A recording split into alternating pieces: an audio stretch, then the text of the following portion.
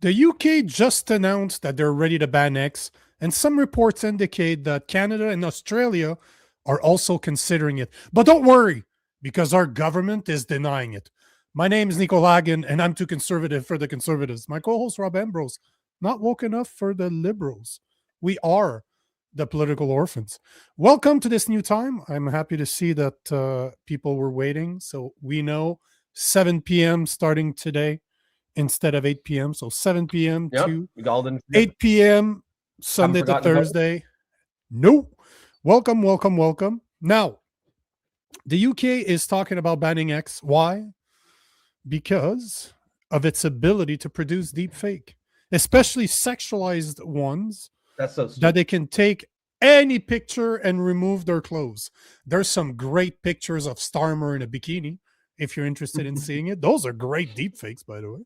But those are obviously not the deep fakes they're talking about. They're really talking about the one for women, especially. And talking about a woman, here is UK's technology secretary, Liz Kendall, and what she had to say.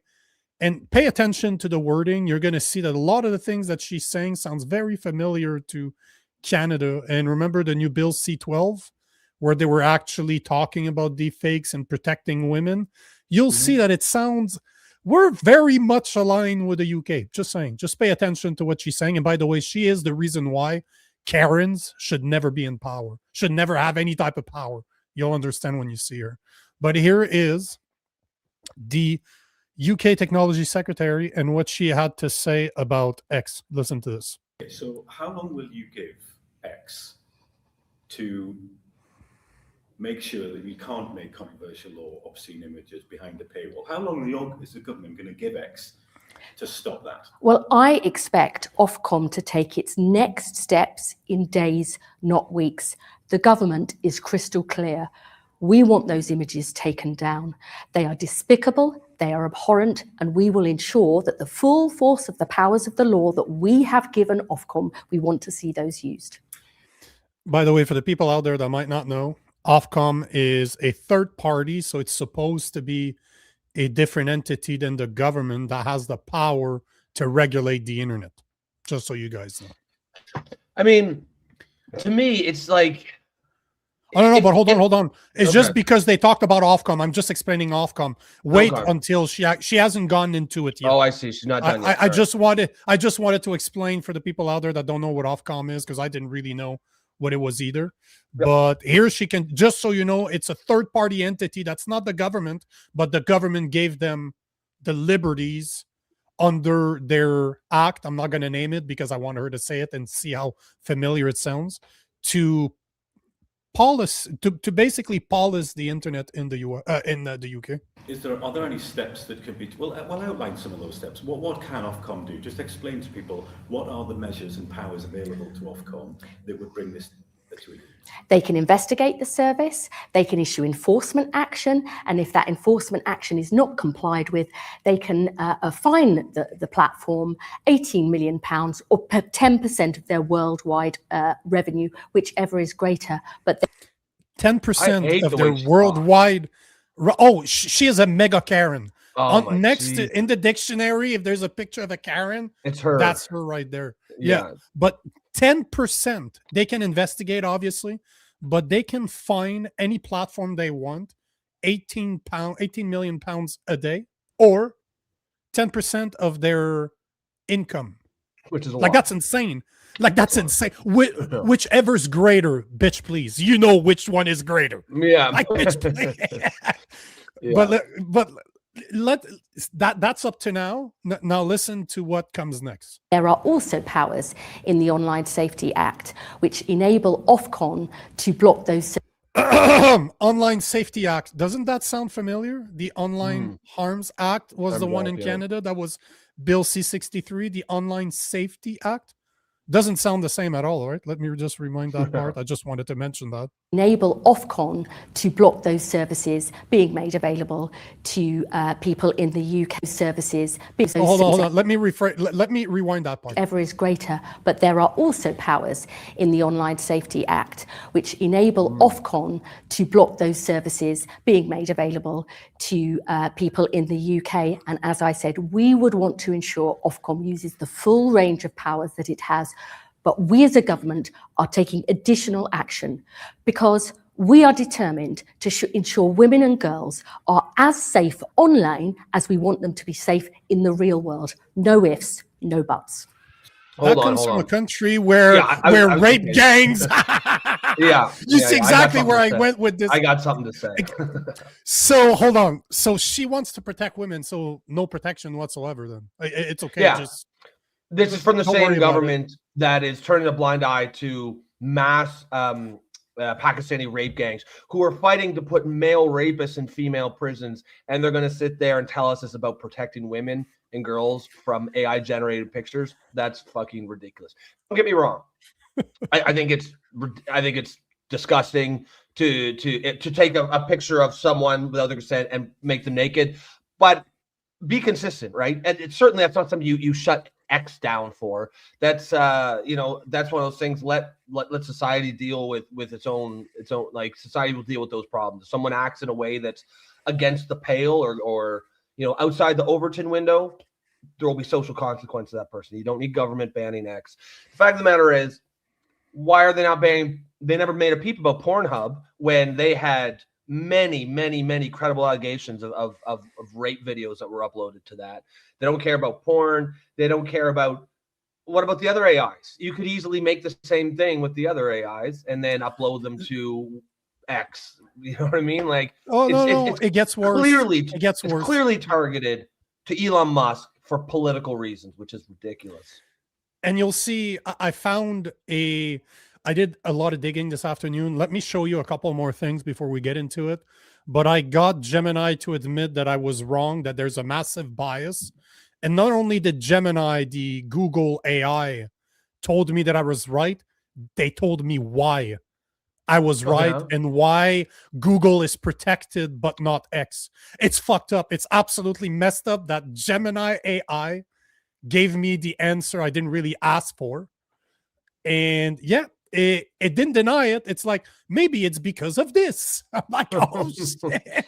Oh, really? So before we get there, so this is what the UK had to say. So there are reports that Canada is going to follow suit. So it's been said that Keir Starmer is in talk with Canada and Australia to launch international ban on Elon Musk X.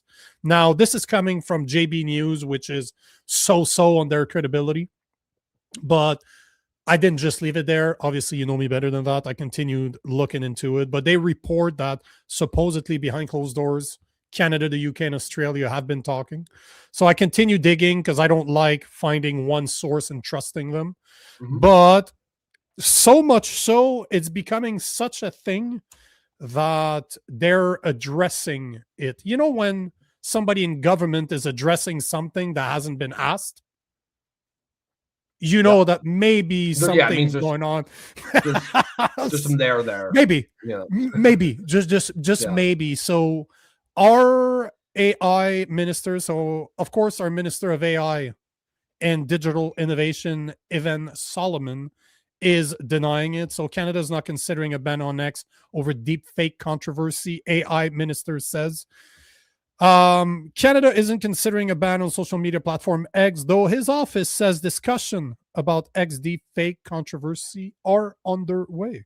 The platform, which is owned by Elon Musk, has drawn global criticism over sexualized deep fake created by X artificial intelligence chatbot Grok, which, the fact that they're not, I don't need to go through it. You see that he's debating it, he's denying it, but he's also saying that, you know what, we've been talking. So basically the other article was right. He's not, they didn't say that Canada is automatically on the same, yes, they're going to ban it. They're just saying the conversations are on the go. And by him saying, no, we're not doing it, but yeah, we've been talking though.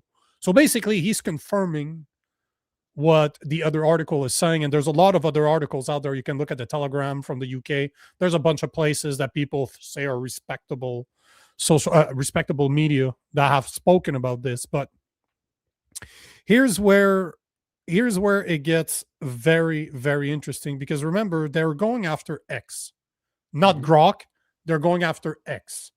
X is not the social. X is the social media. Grok is the AI attached to X. But remember that there was a point where there was no Grok, and Grok can be used as a separate entity. You can download Grok without using it through X.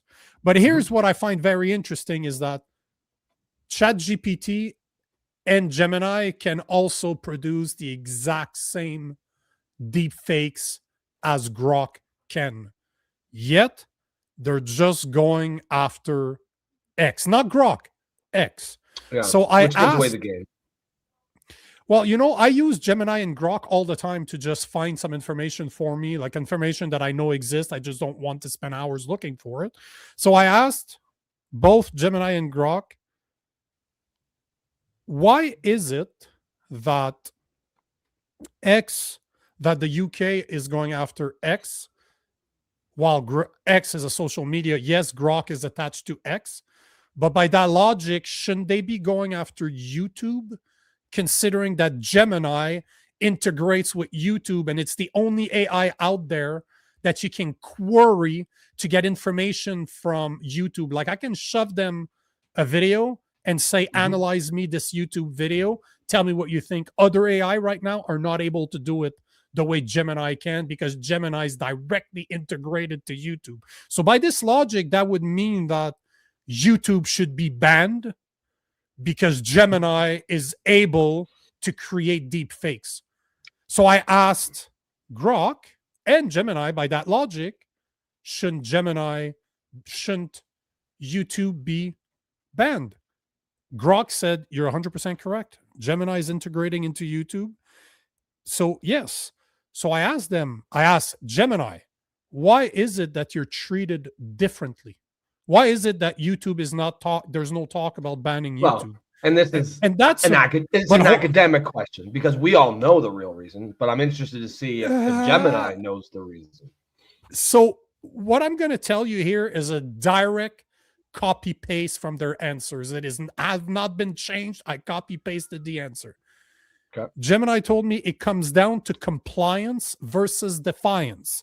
Strictly speaking, from a technical and legal standpoint, there's no reason Gemini, should be treated any different than Grok if we both have the capacity to be misused. However, in the eyes of the governments, you are tracking the UK, Canada, and Australia. We are treated differently for three main reasons. First, the safety first corporate shield. Google, my parent company, has adopted a strategy of preemptive compliance.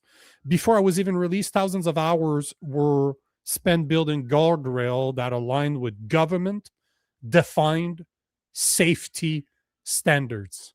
Not safety standard, government-defined safety standard. The result, when I fail, it's seen by regulators as a technical glitch that needs fixing. The contrast when because Elon Musk explicitly marketed Grok as having fewer filters and being anti-woke, regulators see their failures as a design choice or intentional negligence.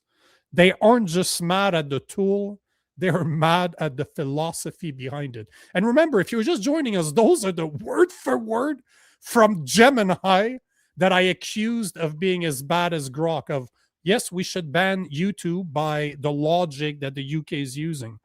Now, here's where I found it very interesting is this part is, there's it called it integration into the safety bureaucracy. There's a massive trust and safety industry. What a fucking Orwellian word that is. The safety bureaucracy. Yeah, but listen to this. There is a massive trust and safety industry that connects big tech companies like Google, Meta, and Microsoft directly to government agencies. Google is a member of the Global Internet Forum to Counter Terrorism and other bodies that share ashes, digital fingerprints of banned content, meaning banned people. When government says jump, these companies generally ask how high. The X difference, since taking over, Musk has fired most of the trust and safety teams and stopped attending many of those coordinated government industry meetings. This makes him an outsider to the system, which makes the system want to shut him down. Again, this is Gemini's AI telling me why their parent company, Google and YouTube, are treated differently when Gemini is able to create the same deep fakes as Grok is capable of doing. So first is because there's no safety first, meaning they don't follow government guidelines. Second is because they don't follow government guidelines and they're not part of the Global Internet Forum to Counter Terrorism. And then the third one, it called it the platform liability loophole. Governments are using online safety acts, as in the UK, to target the social media part of X, not just the AI. They argue that X is a high-risk service because users can post content instantly to millions.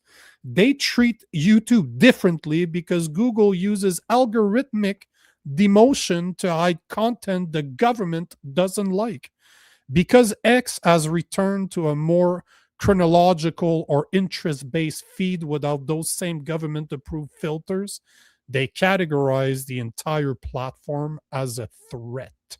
So basically, Gemini, Google's AI, admitted that they're going after X and Elon Musk because they don't play ball. They can't control them. They don't listen to what they want. And for the people out there, remember what happened during COVID? I was banned on most social media because I had the audacity to speak against the whoop whoop. And everything I said came out to be true. So this is interesting when the Google AI is the one that gave me this answer. Yeah. So this is why they're going after X. Yeah. I mean, and the Google AI, I don't think probably understands, human politics or culture very well. And clearly it's also Elon Musk politics, but I agree with everything it said there too. Yep. It's because those two things are not, they're directly connected. It's because yes, what Gemini says is true, that the governments fear they can't control Musk and X. And that is true. And it's because of his politics that he won't allow himself to be controlled by those governments. So it's all, it all goes into basically specific targeting towards one global brand or global service because they don't like the politics or the ability of its owner to basically play within the system, play within the rule that they've defined, which is Orwellian as fuck. The safety bureaucracy, come on. I just wanted to say welcome to our newest Orphan. Lost Art 420 has become our newest member. Thank you for that, sir. If you guys are tuning in for the first time here at our brand new time slot, which is 7 p.m. Eastern time, and you want to support the show, please consider becoming a member like Lost Art 420 did. You can help support the show. You can help build the community, and you will help us to bring you continued high quality content just like this. Back to this topic. Hold on. Take this one too, just because Glenn B2 is right. saying spank that button. Spank the like button. I like and share. I agree. That's how we should always say it, and especially go like this though. Yeah. You gotta spank it. Whoa. Yeah. That's not spanking, bro. Do whatever that was to the like button. Yeah, exactly. That's not spanking.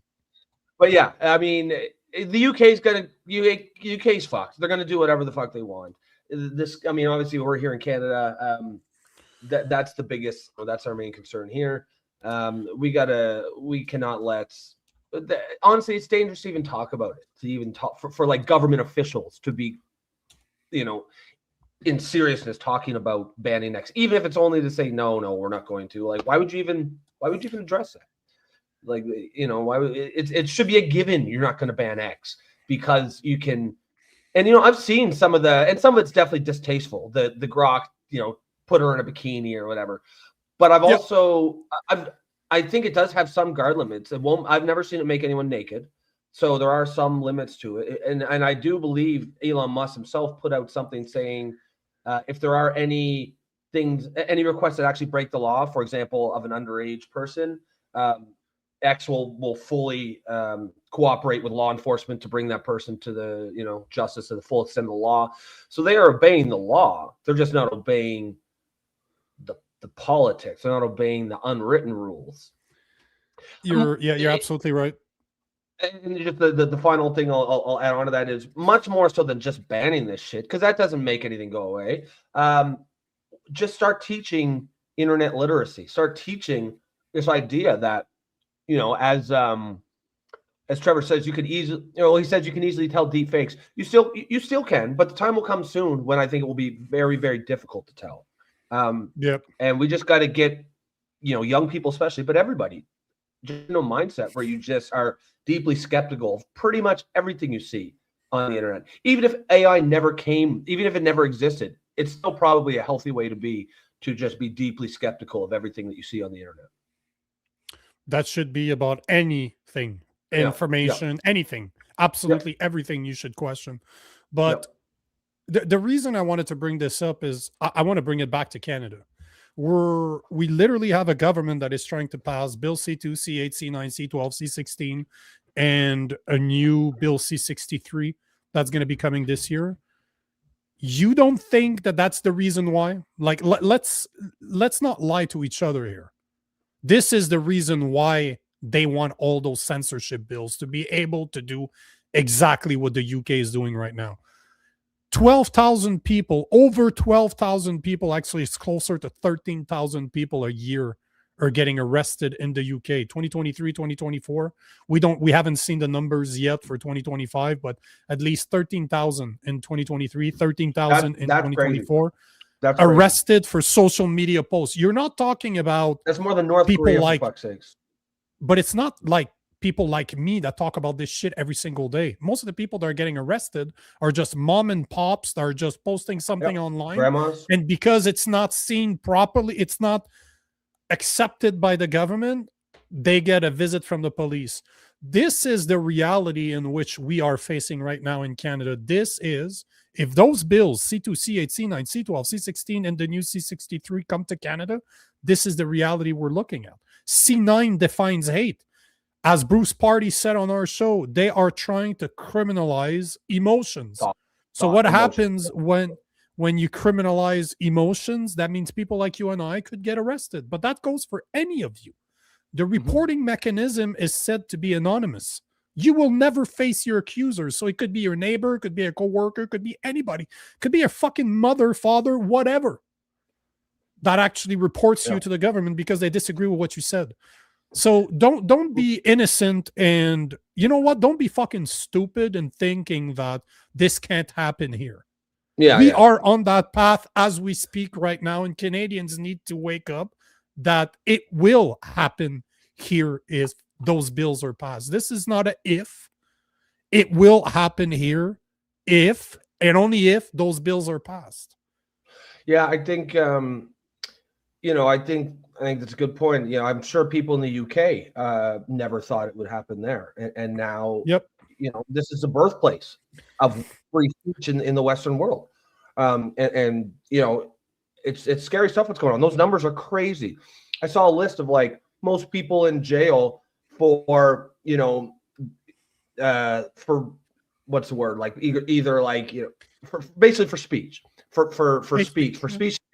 It's the UK, like massively up on top, and then after them is like Russia, North Korea, some other places. So I mean, the second, third, fourth places aren't even remotely close. No.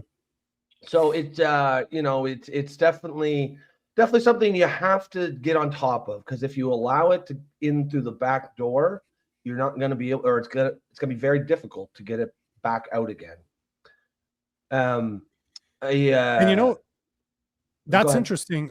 Why can't you report Carney for hate speech? You can't. I tried. Huh. Yeah, tell us about that, Trevor. What was the story behind that? Well, I think that's a lot of sarcasm. Oh, no, because well, I obviously believe, is it? I mean, I took that to mean he actually tried. But yeah, yeah, I think he tried. It just didn't work out, and obviously you won't be able to, because hate speech is political speech, right? Like that's what they really mean by hate. They get to decide what's hateful and what isn't. It isn't actually about the definitions they use. I mean, are ridiculous, but they're not even the real definitions. Like, remember, as you said, the definition in the Canadian law being passed is an emotion that is stronger than disdain, which I don't know how you ever prove that. How could you ever prove that in a court of law? But it isn't actually, because if you're a right winger who feels a strong emotion stronger than disdain because someone shows a picture of their abortion or is doing some pro-abortion stuff, that emotion won't count. They won't consider that hate because your disdain does not matter. It's only the right kind of disdain. And so that makes it not actually about hate. It's about politics. They get to decide which is hate, and that's why it should be very, very concerning. I just want to take this question just before you do, though. It seems like people were reporting that I was blurry. Thanks for letting me know. Maybe there's an internet problem on my side. I just lowered the quality of my camera, so hopefully let us know, guys. So hopefully you guys can just keep me up to date. Tell me if I can lower it again, but it's possible there's an internet problem here. Who knows? So take the comment, bro. DNL says, how would you define internet literacy? What are the most important themes? That's actually a good question. And you guys chime in with your thoughts as well. For me, I mean, and Nico, you can let me know what you think. For me, that means something like, teaching people that deepfakes exist and you just cannot accept, because everyone believes a picture that already supports what they already believe, right? It's very easy to convince someone of something. Like you could show Trump, hand in hand with a 12-year-old girl as a deep fake, show it to some liberal with TDS, and they'll instantly believe it because it already supports what they already want to believe, right? But that's teaching people not to do that is about internet literacy. I think also understanding how sources work and not just like looking for firsthand sources on a story or topic that you hear about, and not just accepting something. I mean, people are accepting as faith something that they see in a fucking meme. You know what I mean? Like there's extreme internet illiteracy. But yeah, I think those are some of the themes in my opinion. But I'd like to hear some just critical thinking in general, really updated for the internet age. Yeah, but I don't even think it's a internet thing. I think the average person just will believe what they want to believe, because Photoshop has been around forever. And people have been faking pictures and videos forever. It's just that now AI is allowing us to do it with absolutely no talent required. Literally, make me a picture of this and this, enter, and it happens. So your choice is not, I don't think that you're going to be able to teach people not to do it, because we're kind of stupid and we will do those things. Because we will do it. As much as I might disagree with them, I think it comes down to the individual. Would I create AI pictures of Mark Carney doing something stupid for fun? Sure, why not? Never done it, but why not? But there's a difference between making fun of a politician and taking a picture and saying, can you remove her clothes so that I can post it online? This comes down to the individual, but at the same time, I don't think that the answer is not to ban X. The answer is either teach your children to be better than this, or why not simply not allow it through the AI engine as a whole. That is definitely possible. It's coding.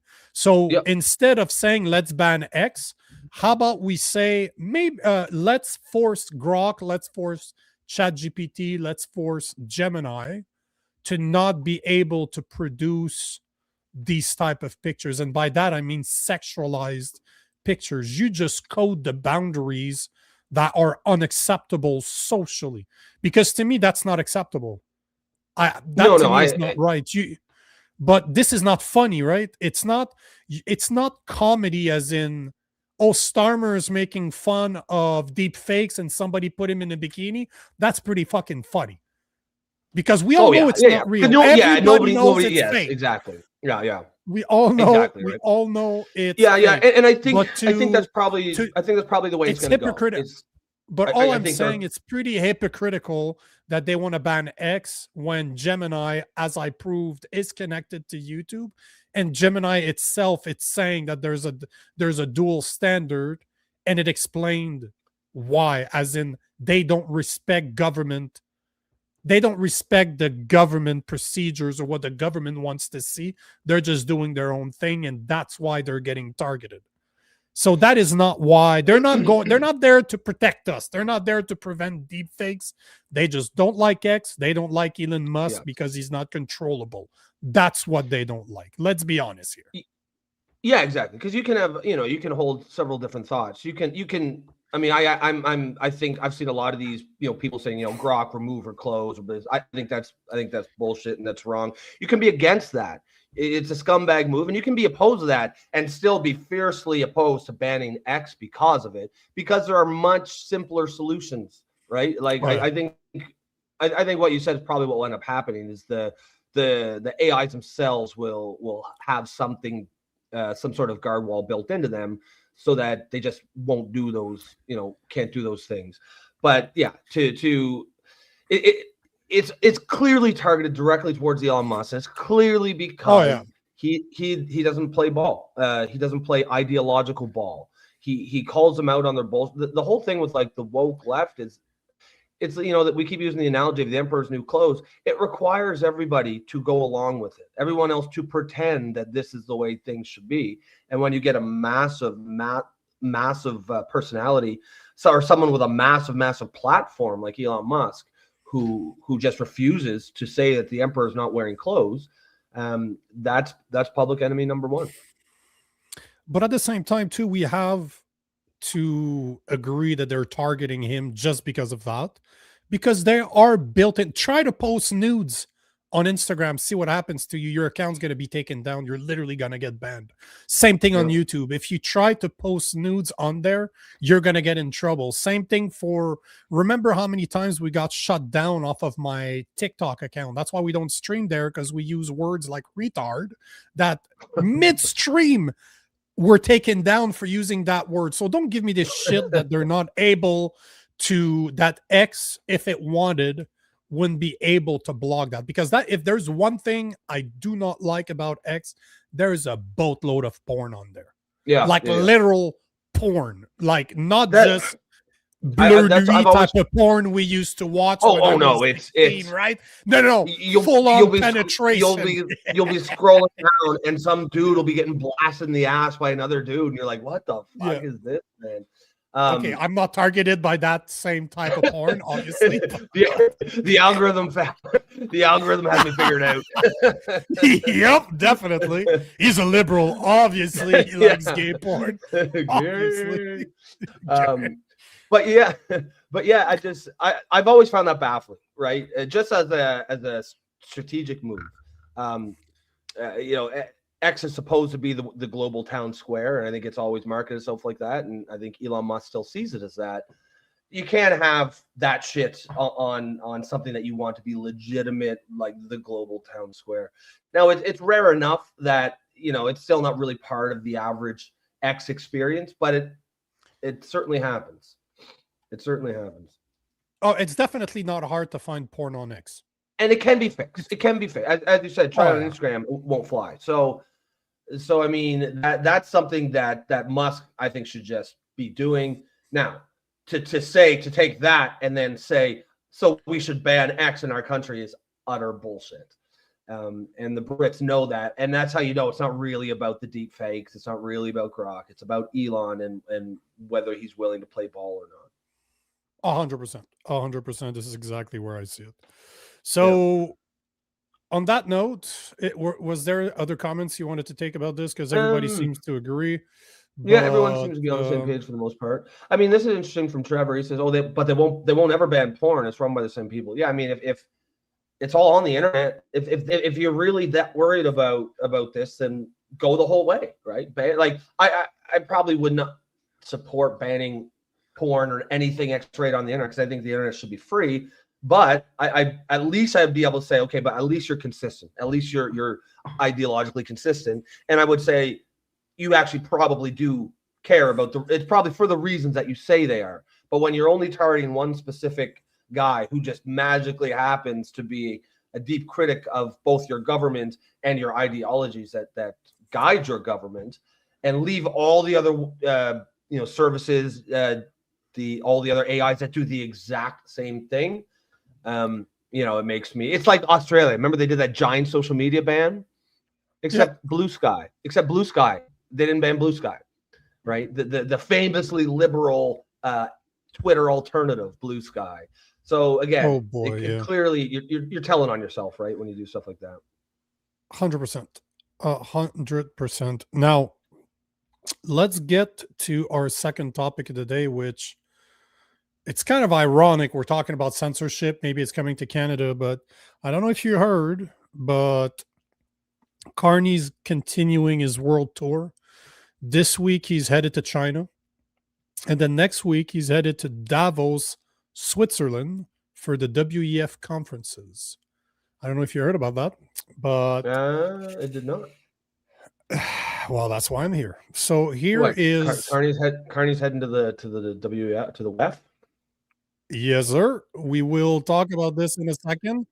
I just want to play this video because they did actually a legit job of somewhat explaining what's going on. But first, from the 13th to the 17th, Mark Carney is headed to China. He will be the first PM to go to China since 2017. So here's a super small video from CTV News just talking about what he's planning to do there. So listen to this, and then I'll tell you why it's who is going with him, which is even more interesting. I want to return now to a conversation about trade in this country, in particular Prime Minister Mark Carney's visit to China next week. With me now is CTV News political analyst Sharon Carr. Hi, Sharon. How are you? Good. How are you? I'm very good. Okay, let's get into this. We're just talking about this too with Jeremy in Ottawa too. But the visit to China next week, clearly the Prime Minister continuing this expansion, wanting to explain who Canada's relying on for trade. But this one in particular is a very complicated relationship. So what do you make of the visit next week? I think it's a pretty big moment. We've gone through a number of years and a period of time where Canada-China relations has been very fraught. We went through the period when the two Michaels were detained there. We went through a period of time where there was very little diplomatic channels of communication. And I think given what's happened in the U.S., we have to expand our trade partners. And I think the fact that the Prime Minister is going there is important. There's going to be things on the table like canola, EVs that are going to be a point of discussion, but also national security and a few other items there. So I think it's really important. We can't pretend like China is not a superpower in the world in terms of where they stand. And I think diplomacy and having him go there is actually a good thing.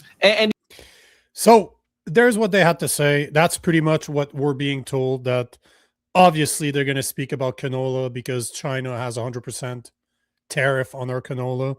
They're going to talk about EVs because obviously Canada has 100% tariff on Chinese EV.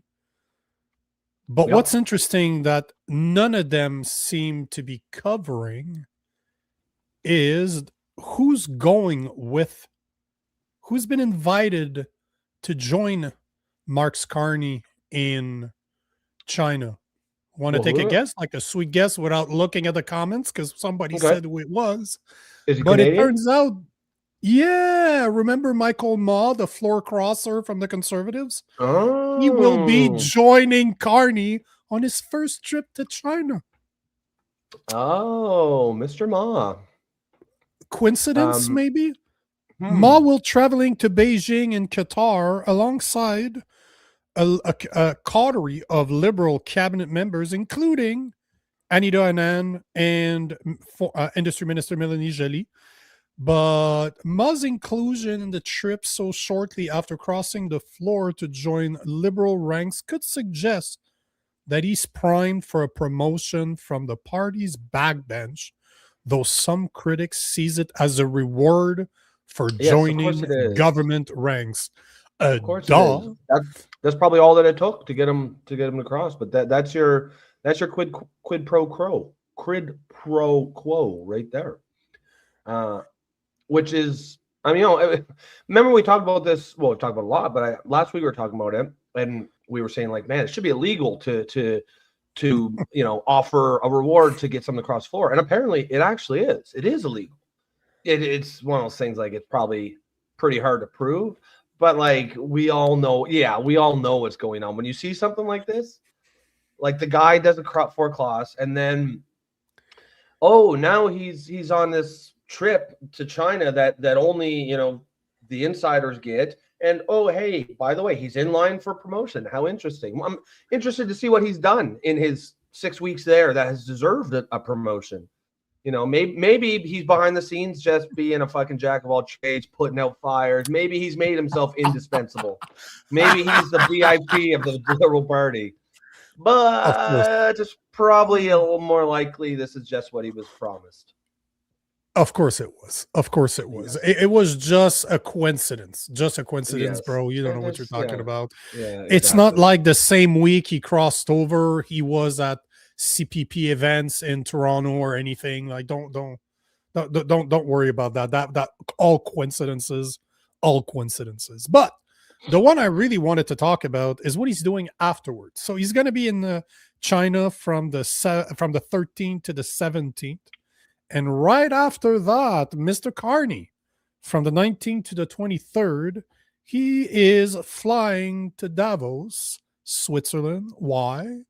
To attend the annual World Economic Forum conference. Now, here's where it gets interesting. You can go on their website. So the information that I'm going to provide here is a resume of what you can find on their website, but their agenda, at least a portion of their agenda, is shared. You can look at it, and right here you can see we are on the weforum.org. Explore the key themes, and one of the key themes, there's two themes I wanted to talk about. They're very important. How can we deploy innovation at scale and responsibility? Guess what? They're talking about AI. And how can we build prosperity within planetary boundaries? Because remember, that's what the WEF is all about, right? Global power. Now, here's a small resume for you guys. So it's been reported that they will be holding panels on the following: AI governance and safety. They are looking to establish a global standard for AI. Tell me that does not connect with what we were talking about earlier, compliance and defiance. Saying that who gets to do what and where. So it's not okay for Grok to generate deep fakes, but it's okay if ChatGPT and Gemini can do it. Another topic that we'll be talking about is the infodemic and disinformation. They are holding panels on how to secure the integrity of information. In plain English, this is where they discuss how to pressure platforms like X to align with government narratives. Another thing they will be talking about is economic resilience, focusing on the transition to green finance and global banking stability. Guess who's interested in that? Mark Carney, obviously. Yes. And then there's another one that they will be talking about, geopolitical security. With the situation in Iran and everywhere else, they will be discussing digital sovereignty, which often translate to a government's right to shut down or control digital platforms within their borders. Well, So I mean, that's what this you may from what they're talking about. So this is not hidden information. The website, you can go to www.weforum.org and you can see all the panels, all the information that are going to be talking about. But this is where our prime minister is going to go. And don't be surprised, because he was on the board of the WEF. He was the special envoy for the UN climate change. So this is not surprising, right? But it's not even hidden. They're not even trying to hide it. This is part of his travel plan that is announced to everybody. Everybody knows about this, that he's going to the WEF. Yeah, I mean, it's funny when all the topics, they're always like in the same It's it's always the same narrative. Why do you never see a topic like has immigration gone too far? The social problems caused by mass immigration. We never see those We never see those topics discussed at these places, right? It's always we never hear them say the housing affordability crisis, how to make housing affordable for young people again. You never hear those. Of course, because they don't want you to own houses, right? You'll own nothing and you'll be happy. Yeah, I mean, digital sovereignty sounds pretty Orwellian. Interestingly, Iran right now is shut off their whole country's internet because there's some crazy shit going over there. We'll talk about that next. This is definitely Okay. I want to take a few minutes to talk about this, but before we go there, for my conspiracy theorist individuals out there, Davos, Switzerland is also the place that the Bilderbergs meet every year to talk about world domination. A bunch of meetings that are behind closed doors where some of the most powerful people go, like our finance minister was there this year. Chrystia Freeland was there this year, and they talked about stuff like mass immigration and depopulation.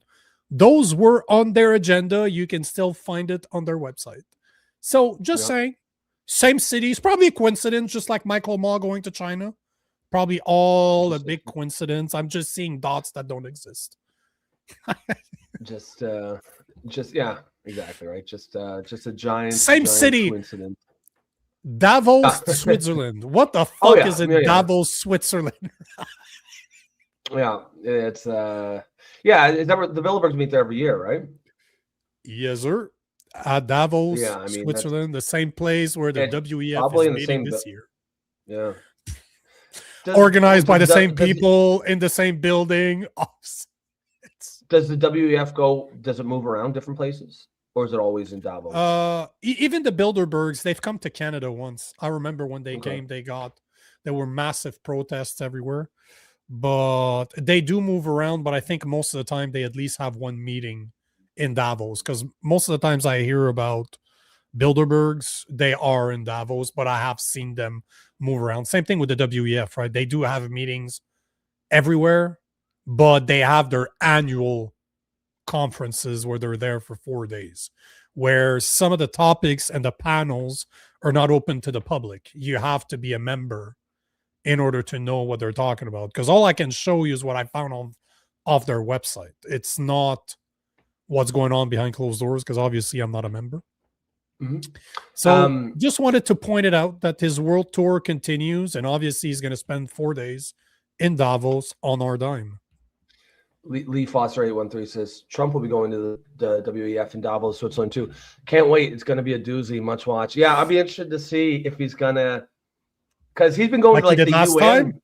Well, yeah, he's been going to the UN a lot lately and just rubbing their nose in it and be like, "You guys are idiots. You guys are wrong." With a lot of these issues, he's saying you're wrong on mass immigration. And frankly, that's pretty refreshing, just to have someone willing to go there. So it'll be interesting to see if he does the same thing in Davos. Yep, I couldn't agree more. It's going to be very, very funny. Now, was there another comment you wanted to take, or do we jump in our last topic? Let's jump to the last one. So before we do, I got to speak about the sponsor of the day, which is Gabble, the world's first video debate app on the market. You can choose to sit back and watch others debate, or if you're like me, you have the balls, you can jump in and debate others. I suggest you try it. It's a skill to possess. I think everybody should be able to debate, and that's a great place to start, where 10 subjects a day, you pick somebody else, somebody goes you versus them, you disagree, and it's always been polite up to now. So if you're interested, look in the description below. The affiliate link is there. That being said, let's go to the third topic of the day, which kind of all connects everybody, because we started talking about how the UK is talking about banning X and Canada might follow suit with Australia. Then we spoke about the travel plan, where a guy that got bought off, obviously Michael Ma is being paid back by being brought to his home country of China. And now we have our prime minister that's attending the WEF meetings in Davos, Switzerland, where one of the things they're going to be speaking about is AI governance, disinformation, the green agenda, and political security, with the situation in Iran and elsewhere where the internet can be shut down by the government. And as you were saying, this is exactly what's happened in Iran. So I don't know if you've been following what's going on in Iran. And before I get into it, it's not going to take too long, but I have reached out to 5 different people, 4 or 5 different people to come on the show to kind of give us a further deep dive into the geopolitical problems that are happening in Iran. And I've approached 2 lawyers that are from Iran. They're now in Canada. I reached out to Goldie Gamari, which was a member of the Ontario Conservative, but got kicked out for talking about this. I reached out to an ex-prisoner, a woman that was actually in jail for speaking against the government. She escaped and she is now in Canada. So we'll see. I'm going to try to have them on sometime this week so that we can talk about this. But I figured we'd do kind of a short dive to get an idea. So here's what I got. So the new wave of protests has been going on since December 28th. They started with economic crisis, as in the hyperinflation. Their money collapsed and general dissatisfaction with the Islamic Republic government, but it quickly evolved into a mass protest against the government. Now it's spread through their 31 provinces, 130 cities are involved. There's been internet blackouts, mass arrests, and over the past 2 days, like the 8th to the 10th, the last 3 days, some people say hundreds have been killed, like 200s. I've seen other sources that are saying over 2,000 have been killed by the regime. There's no way to know, but they're also saying that the regime has deployed foreign mercenaries to deal with the protests. But you know, that's what they do, right? When the police officer in the army does not want to go against their own people, and that's what happens. That's usually what happens. That you always use somebody that has nothing to do with that country, and you have them deal with it. But 200 to 2,000 have been killed, and it's being reported pretty much everywhere that there's been at least 2,000 arrests. And as of January 7th, they were starting to experience blackout, but as of yesterday, it's a near total blackout. So basically, people don't have the internet anymore. They just cut it. Yep. And it's interesting. It's interesting how they always do that, right? They always go to cut the internet. It's almost like censorship is the favorite tool of tyrants. Like almost. It's interesting how that works. And it's also interesting for a whole lot of reasons. One is that apparently now Elon Musk is making Starlink available to a lot of Iranians. So that takes away a huge tool that these dictators have, which is basically, censorship and cutting the internet off. Because if you can't communicate, then it's going to be much harder to mount this revolution. But one thing I find absolutely fascinating, and this is after non-stop coverage of Israel-Palestine conflict for the last 2 years. Now that it's against an Islamic regime, I don't know if you guys have noticed, but the mainstream media is fucking doing everything they can not to talk about it. If it wasn't for X, most people wouldn't even know what's going on. I checked the other day. It was like, I checked BBC World, which, listen, if the Iranian government, the Iranian Islamic regime falls, that is a geopolitical event on par with the Berlin Wall falling or Tiananmen Square in China. That is something that these networks should be fucking 24/7 all the time. And look, the top story in BBC World yesterday was 6 huge whales get stranded on New Zealand beach. And then if you go down to story number 7, it's like increasing protests in Iran. And that's it. And it's fucking fascinating, but the media is really telling on themselves. And the only thing that I can think of is the woke left has just been so fucking captured by Islamic, pro-Islamic dogma. And so they hate Donald Trump so much that they do not want to report on this because this would be a win for Donald Trump, and it will force them to discuss about what Islamic oppression actually looks like. And it's ridiculous because I heard one of the reporters say the other day, "Oh well, we want to cover it, but we can't get into Iran." Were you able to get into fucking Gaza? No, you weren't, but you still covered that fucking every single day in minute detail. So it's utterly garbage. It's a massive story, and the media is just further showing themselves to be irrelevant when they don't cover this. But you know what they're not covering too? So there's 3 videos I want to show. They're not very long, like a minute each before we finish. But here's one thing they're not covering. Here's what happened in Montreal. Thousands flooded Montreal street to show solidarity with Iran.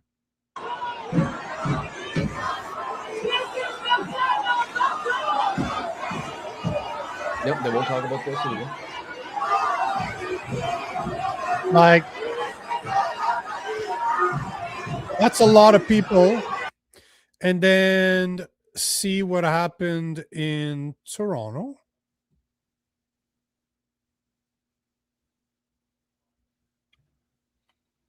Oh, wrong one. It's not this one. It is. Yeah, there you go. I was going to add ourselves to the screen. That would have been fucking That would weird. be confusing. That is, oh yeah, that is just weird. If you've never seen it, it's very strange. It creates an infinite loop. So here is what happened in Toronto. Like, look at the size of the. Oh wow.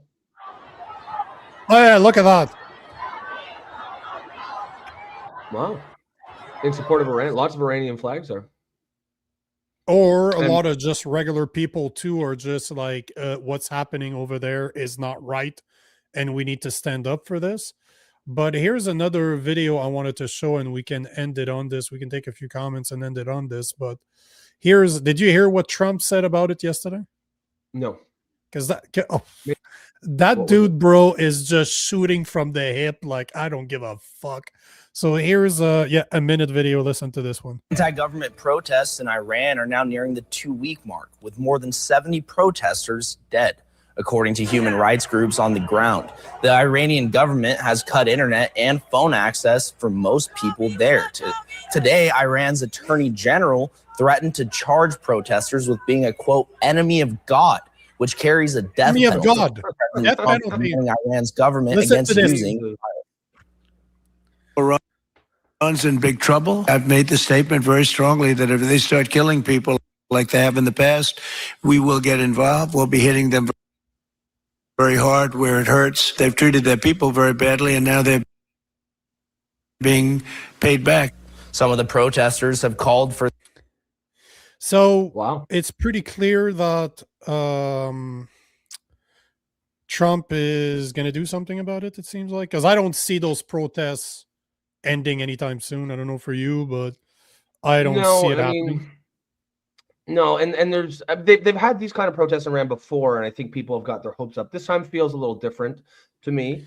It seems like they're getting bigger, and there's always an inflection point. These protests, they get a certain size, and then if they don't keep going, the momentum dies and they just sort of fizzle.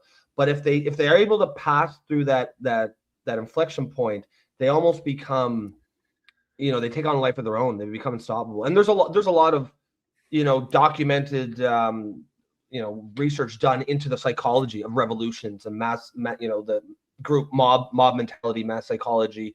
You don't need the entire country in the streets. I think what is it, like 5% or something? It's 10% can change a whole country, basically. Yeah. And I think they're pretty close to that now. They're at the point now where, leaders are starting to think about fleeing. The enforcers, the cops, the army who's called out they often will get an order, start shooting these protesters. And we're at the point where some of them are starting to think, okay, I don't know if I should do this. Just from like a moral perspective, this is my family, my friends, I'm also Iranian, but also just self-preservation. If we start murdering these people and then the government collapses, we could be in a whole lot of trouble. And, if the army if they lose the army or the police and they just down their guns, then they're cooked. And that's where you said they bring in these mercenaries. Exactly. But it does feel like we're getting into that inflection point where it's going to go one way or the other. And where are the fucking Western leaders other than Donald Trump who are supporting this? None of them are saying a fucking thing because they're all terrified of offending the Islamists. Why the fuck is the West so goddamn terrified, so captured by Islamists? Who gives a shit what the religion is? It's a murderous, repressive regime. It's funny. I was watching some videos, you know, those like pictures of the girls lighting the cigarette with the Ayatollah's picture, you know, pretty stirring imagery, the kind of stuff that, you know, almost like the Tiananmen Square with the guy standing in front of the tank. Images can have a lot of power. I saw a rap of a young woman. She was like a 20-year-old female rapper covering her face, and she had made a rap video not long ago. And the lyrics were like, I was in Parsi or whatever, but the lyrics were like, you know, you're afraid of me. You're afraid of my hair touching my shoulders and not your scarf. And this is a young woman risking her life to put out a rap song. And I'm like, where are the feminists? Where are the civil rights leaders? Where are the people who are fighting oppression? This is fucking what you guys are made for. And you can't say a fucking word because you're, more than anything, you're beholden to woke ideology that right now says Islamists must be protected. They are the most oppressive regime, or they are the most oppressed people in the world, even when they're at the head of a murderous, oppressive regime. It's insane. But at the same time, those are the same people that believe that queer for Palestine is actually possible. And they don't understand Islam is the issue. No, they don't understand that Islam is the issue. They do not respect women. And it's the same way as chicken for KFC. So you can't be that surprised, but how ironic that the same people that have been protesting for free Palestine are not there saying free Iranians, right? Yeah. They're showing their cards in the same way as, you know, I posted about this today, and of course I lost again followers for saying this, but this is funny. If my posts are good, I lose followers. I posted about you know, the girl that rammed into an ICE agent that got killed last night. So Renee Good is her name. I compared her to Floyd, to George Floyd, saying that both of them died as consequences of their actions. One died from an overdose, and the other one died from trying to ram an ICE agent. And it's funny how the left, or the woke left, is turning those two, one career criminal and a girl that has a massive rap sheet. I don't know if you saw that, but she's been in trouble a lot with the law. Her kids are taken away from her. Yeah, exactly where I was going. Violence against kids is what I saw earlier. So they're trying to turn career criminals into the worst people, while turning around and celebrating the death of Charlie Kirk. Yeah, just saying. This is the type of people we're talking about here. So it's wild, and I mean they're discrediting themselves, and I think the normies are starting to realize, oh shit, these guys don't actually stand for anything. Every cause they claim that they hold, there's an exception to it, right? Like they claim to stand for women's rights, and maybe they do in this area, but when it's over here, when the women's rights issue is saying no to male rapists in female prisons, no, they're not going to stand up for that. You know, they claim to stand up for the oppressed people in Palestine, but when it comes to the oppressed people in Iran, not a peep, right? So it certainly makes you wonder, is it really oppression and freedom that these guys are fighting for, or is it just their power? I've said before, like I think when Elon Musk, I'm sure he didn't invent the term, I'm sure he just repeated it, but that term woke, he certainly popularized it, the woke mind virus. Oh yeah. It was years when I first heard it go, and I kind of rolled my eyes and thought it was, it's a bit silly, but it just keeps getting proven absolutely correct. It's the best way to think of it. It is a virus. It seems like it has its own aims and its own goals, and it just recruits idiot humans to do its, to further its aims. And now it's not like it's a conscious thing, woke, but it certainly behaves as a virus spreading itself in a way, and because it's destructive, it has to convince the host that it's doing destructive things for some better purpose, right? And usually that purpose is the kindness. So, it weaponizes empathy and kindness, not actual kindness, of course, fake kindness. Convince the host. I like that. I like the way you put that. It really, it's an infection. You've been taken over by, what's the term? Like a parasite. Thank you. Yes, you've been taken over. So the woke mind parasite. It reminds me of, I don't know if you ever see like the nature documentaries. There's a certain fungus that infects ants. Yes. And it convinces the ants, like it takes over its brain and gets them, because the fungus has to be high up in the trees or something. And it convinces the ant to go high up in the trees and then sprout itself. And then it makes more of itself, and the ant dies and explodes and the spores go everywhere. But like it takes over the ant's brain and makes it do things that are against the ant's best interest and the ant and the hive's best interest. And that's exactly what this woke mind virus seems to be doing. It causes people to act against their own interests and against the species' interests. They call them zombie ants. That's exactly what I was going to say. That's all they call them. They can infect a bunch of insects too. But so it's fascinating because it changes actual behavior, and the fact that exists somewhere in the real world. I mean, it when you see it happening again in almost real life, it makes you wonder. It makes you wonder. So again, guys, remember, I am trying to get somebody that is a lot more informed than we are. Yeah, I'd love to have someone. I reached out to a couple lawyers, an ex-politician, and an ex-prisoner of the Iranian regime. So hopefully one of them answers me. Normally, I'm pretty good at getting people. You guys know this, but I'm pretty good at getting guests. So I'm hoping that we can have one of them on the show tomorrow to do a deeper dive in this, because definitely something I'm interested in speaking about. Especially, I want us to keep in mind, where are those refugees from Iran going to come to Canada? Are they gonna the same criminals that are leaving places like India coming here? Is that what we're going to see with this? So I'm very curious to see, are those people going to end up here? But I want to see what Iranians have to say about this. And most all the people that I reached out to are all Iranian born, and they came here afterwards. So it's going to make for a very interesting conversation. And I'm going to leave on one more comment. Obtuse Moose, well, that is a mouthful, is asking, what hockey team is that? It's the Nordique. It hasn't existed in it became the Colorado, the Colorado's team. So whenever it started, I think Patrick Roy was still goaling. Yeah, because Patrick Roy ended up in Colorado. So that's how long. Joe Sakic left the Canadian. Was on the Nordique. He left the Canadian one of the first year to go play for Colorado, and he won the cup, something he'd never been able to do in Montreal. But all to say, I'm not even a hockey fan, by the way. It's just I used to watch hockey with my grandmother as a kid, because I'm the only boy of my generation. So I watched hockey with her, and when I saw this hat a few months, there was one. They're making vintage hats, like teams that no longer exist, and I just grabbed it. I love this fucking hat. But I like to get an Expo. Nordique from Quebec. I'm looking for an Expo black on black. I want black sign on black hat. They're there, but they're $60 to $100 a hat. They're absolutely insane. The pricing are just stupid. $100. Yeah. Brutal.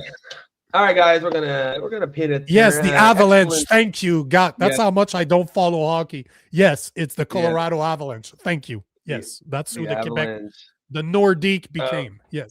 Oh shit! Yeah, the Hartford Whalers. I remember them. They looked like a minor league team. Just their colors were garbage. I can remember they were green, like this puke green, and they had a stupid whale's tail as their I remember that. I actually. I used to watch hockey back then. Yeah. Yeah, that's one that was my era too. I was a kid then, right? I was like 6, 7, 8 years old. That whole the Patrick Roy era. Yeah. Where he lifted his max and he kind of winked in the finals at the I don't remember where, but we're winning. he was cleaning it up with all the girls in Montreal. Of he was course. just slaying puss left and right for sure. I think he was young too. I think he's only 21, 22. Imagine being the goalie of the Montreal Canadiens at 21 years old. They were waiting in line. Yes, of course they were, and happy to do it. Just because, like, if you've never been to Quebec or Montreal, like we love Quebec, our hockey here. The Canadians like are to Montreal. It's different from like almost any other franchise, I think. There's nowhere else. There's nowhere else that loves hockey the way the Montreal, because the team sucks. Canadians suck. They haven't done shit in like 30 years. They suck. But yet they're always loved by the people here. Like Montreal loves. Oh, it's so part of the fabric of the city. Yep. By the way, the province. Oh yeah, 100%. New Dog, I saw your email. I haven't had time to look at it yet, but I did see your emails. Yes, I did. But I haven't seen the memes yet. All right. So on that note, folks, we're going to take off. Do you guys like the new time slot? I like it. I think it works. But yeah, just let us know there tonight, tomorrow. I mean, not going to change anything because we're here now, but it'll be. I like 7, man. Yeah, me too. I got a feeling like people like it. Yeah, New Dog says it's great. Awesome. That's all we need to know. As long as that's it. Yeah, one comment represents millions of it. The next 30 are like, no, it sucks, or like fuck those guys. Sorry, I heard it. We heard yes. New Dog is in. All right, guys. Excellent first start to the week. You know the spiel by now. If you're just tuning in for the first time, please consider becoming a member. You can do that through YouTube for the low price of $2.99 per month. That will help you support the show, help build the community, and allow us to keep bringing you this top quality content. Other than that, folks, we will catch you tomorrow, 7 p.m. Eastern time. Peace. Have a great rest of your night. Peace.